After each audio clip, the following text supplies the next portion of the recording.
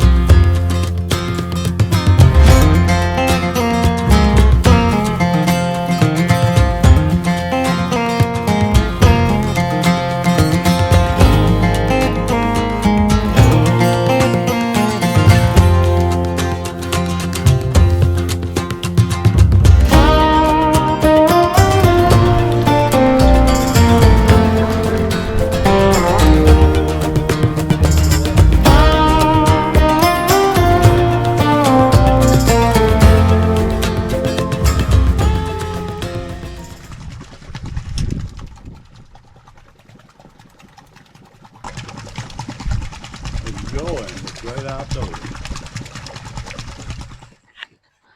All right, y'all, we out here this morning. I got Mike Galt with me from Time to Fish Guide Service, and we're going to talk to you a little bit today about how to locate and target post-summer striped bass on a deep water reservoir like Lake Murray.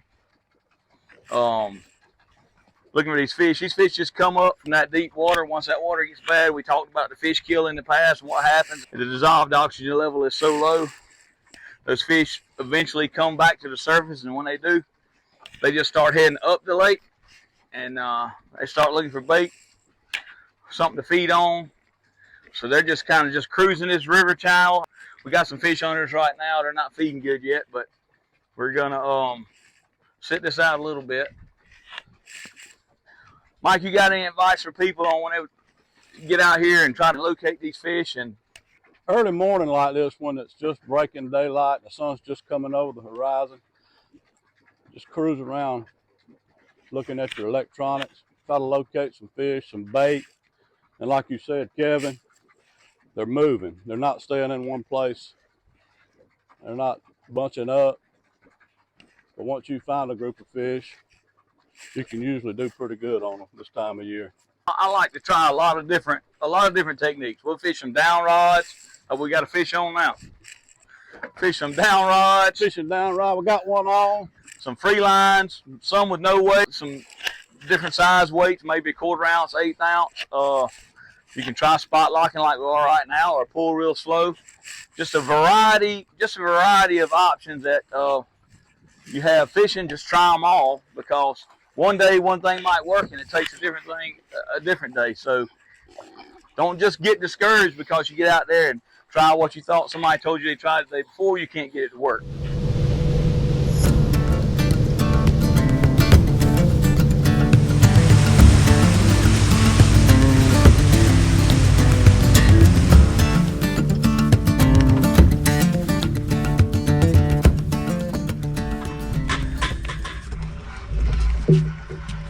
Busted on surface, so it was easy to find them.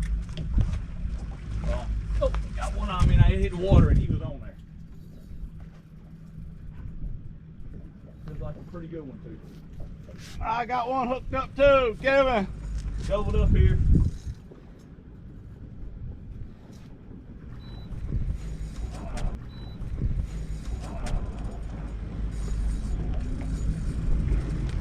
I mean, the fish finder is lit up.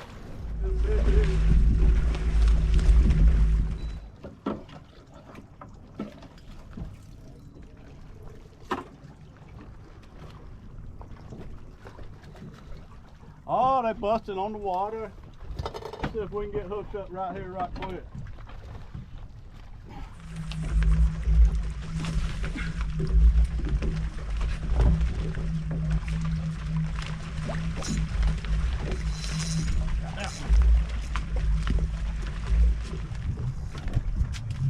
Oh yeah. Got him, boy, got him.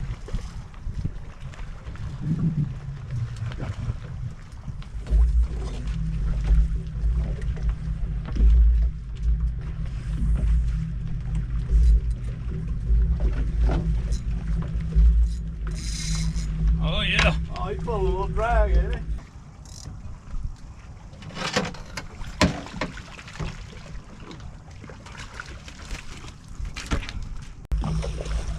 Oh yeah, that's a good one. Woo. Kramer, Kramer, Kramer. Oh, stop him. All right. That's a good fish here.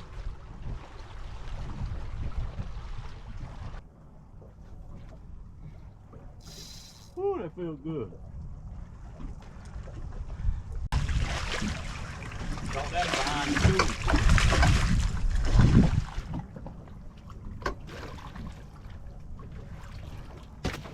So we're out here this morning looking. We wanted to do a little video today on how to locate and target these post-summer striped bass in deep water reservoirs, where they go down in deep water in the summer, the hottest part of the summer, until the dissolved oxygen level gets too low, and then they come to the surface and start scattering throughout the lake. So right now we're That's good one like crazy, way I'll be honest with you. all right. So today the fish are actually helping us locate them. They're actually surfacing and busting in the water. So it's made our job a little easier, but the way we found them was looking in the areas that we know to look. We're just basically following the river channel, the main river channels. We're going across points that stick out toward the river channel, checking the mouths of creeks where those fish will be traveling in this river channel once they come to the surface. And they'll shoot into those creeks to feed and come back out. And so it's hard to find some fish that'll just stay in one spot because they are just on the move. So just follow this river channel, check out those points that stick way out, or even out in the middle of the river channel, right off those points. Sometimes you'll find schools like we have today, just in, nearly 100 foot of water, just feeding on some bait that's just suspended right under the surface. So just get out, ride that river channel. Here on Lake Murray, we have what we call a big pool. Those fish come to the surface and they start coming up. And we have this mid-lake section. These fish will just get in and feed until these water temperatures drop down into the 70s, and then they'll start traveling on upriver farther. Just stick around. We're gonna look around a little bit more. We've already caught some fish this morning. We're gonna do a little talk session here at the end, a little more description of what you need to look for.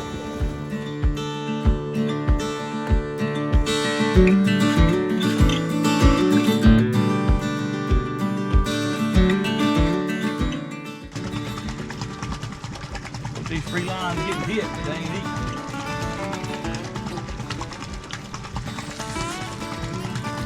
That's a good one. What did you say?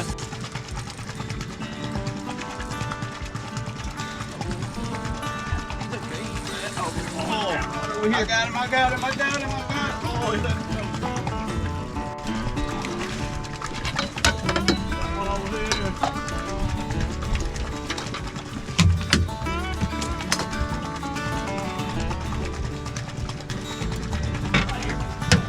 Good right there. Weight. No, this don't have weight, but it's sunk down. You can tell the line was down at a pretty steep angle. One weight got one light. One weight got one. Let's go. Ooh, let me have it. Let me have it. Let me have it. Oh yeah. That's a good one here, Kevin. Good one right here.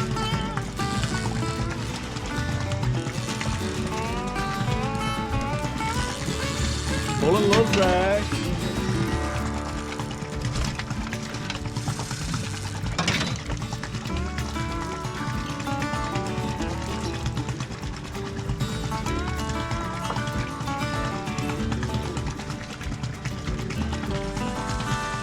Oh yeah, he's pulling it, boy. Zinger, a zinger.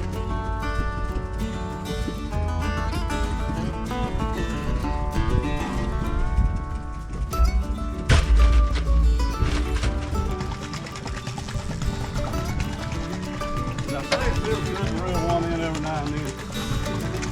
Absolutely.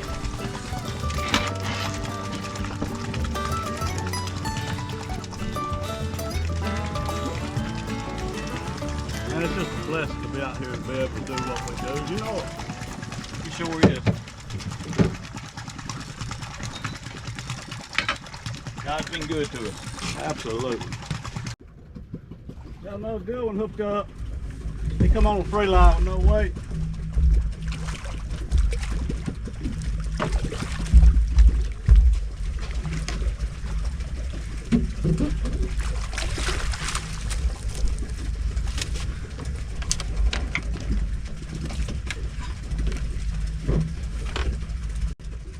Trying to get this eagle claw out of him.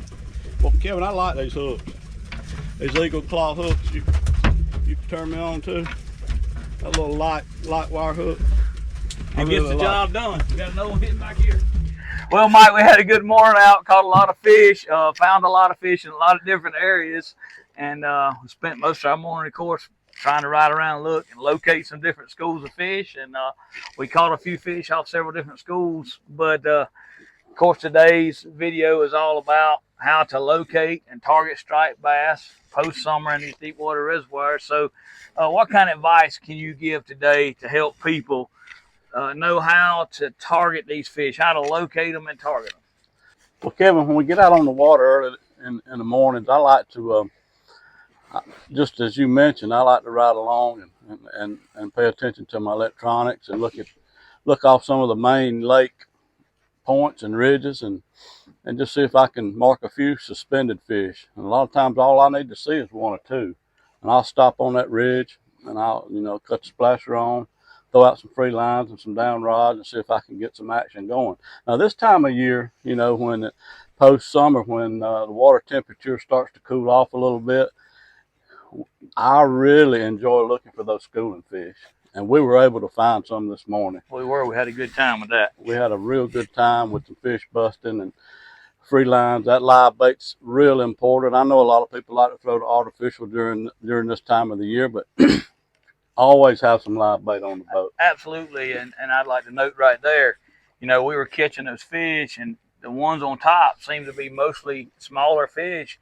Caught a couple nice ones, but when the fish went down and we kind of stayed behind the school and set up and fished, we actually caught our best fish on the live bait just fishing right behind where that school had just come up to the surface schooling. Absolutely we did, and we had some good fish. We had some good, probably 22, 24, 25-inch fish. After the fish, like you said, went down, that live bait got down there and started working them and had a fun morning. It's not often we get to get out here and reel in fish, and I really enjoyed this morning being able to reel some in.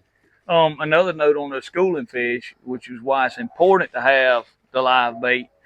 Part of the reason why we catch those fish behind the fish that were up on surface schooling is because a lot of those little fish are just killing a lot of that bait. Those thread fins, schools of thread fins, which you can see them blowing out of the water this morning, and they'll kill a lot of that bait, and it's just fluttering down. And so those big fish just kind of will come behind them and just clean that up. So a lot of times the bigger, nicer fish will be behind those schooling fish. And I think that when we stopped on there and targeted those fish that just stayed behind, we were mainly catching better fish. And that's one of the reasons why, help explain why that works that way. Absolutely. I just saw one break over there while we were sitting here talking. And this morning, while we were catching those fish and they were busting all around the boat, I kept watching out in front of us, way off. And one thing I like to have on the boat this time of year is a good pair of optics. I think a good pair of binoculars where you can see way off in the distance. You may just see a white splash come up, one or two, but if you can, you know, zoom in on them, you can. I found a lot of schooling fish looking through the optics this time of year. Absolutely. I mean, we used our knowledge and our skill this morning to ride the river channel, cross points and ridges, especially those points and ridges where the creek channel and the river channel merge. There's a lot of feeding happens in those places. So when you have long ridges that come out where a creek channel came and the river channel and they merge and you have that long ridge, really check that out. We were doing that, but it's always nice when they show themselves. It makes it a lot easier. So we were doing that. We found some fish and caught fish that way. But then when those fish came up, it was like, hey, there's some fish schooling. Let's go see what we got. Absolutely. When those fish when they get in that upper water column and flip, as we call it, when they flip out of the deep water and get in the upper 30-foot, 35-foot range to the top, those fish are, I think they're free to go wherever they want to go. And, Yes. and they may be here today and gone tomorrow. I had that experience this week. I had a group out on Thursday, I believe it was, had a nice box of fish, went back to the same area on Friday. It was a zero for me. I had to go hunting. I had to get on the hunt and go try to find some fish. So they're constantly moving this time of year. Yes, they are. Well, that's going to wrap it up for us today. We're going to head in and load up, go get us some lunch, maybe even catch a nap. Hey, I enjoyed it, buddy. Me too. Thank you.